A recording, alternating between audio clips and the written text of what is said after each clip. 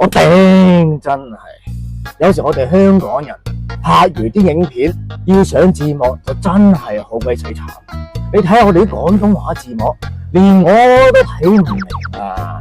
唔好話俾其他人睇啊！真係唔通真係要我逐句逐句字咁樣改成書面語，改到2046都改唔完啦！Andy 哥好似遇到問題喎，可唔可以話俾佢知？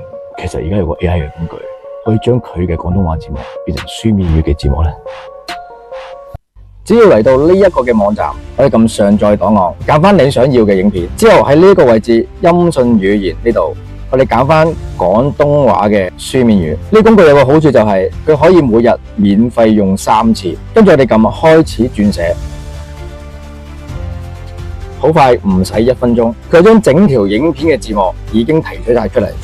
同埋已經係轉晒做書面語，你會見到咧係冇咗廣東話嘅口語喺裏邊嘅，全部都已經轉晒做書面語。跟住之後直接喺呢個位置撳匯出，跟住揀字幕。喺呢個位置我哋揀翻我哋平時字幕嘅檔案，呢個字幕點 SRT 檔，跟住再撳呢個下載，將呢個嘅 SRT 檔儲存翻去。咁就可以啦。提你呢個工具喺免費套餐裏邊，佢每日可以俾你免費轉換3次30分鐘嘅影片。咁所以我覺得係足夠俾大家做一啲嘅短視頻，每次2分鐘或者每次3分鐘嘅話咧，係足夠大家去到用噶啦。跟住只需要用翻你平時剪開影片嘅工具，譬如我係用緊剪影嘅。咁我哋首先喺呢個位置咧，我哋導入翻我哋頭先啱啱下載咗個字幕位，跟住我哋拉佢入去喺呢個影片呢個位置上面。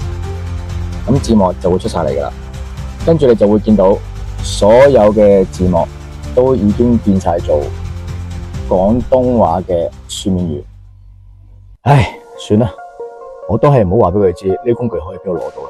除非佢喺評論區留言我要字幕，咁我就回覆佢呢個工具可以喺邊度攞到啦。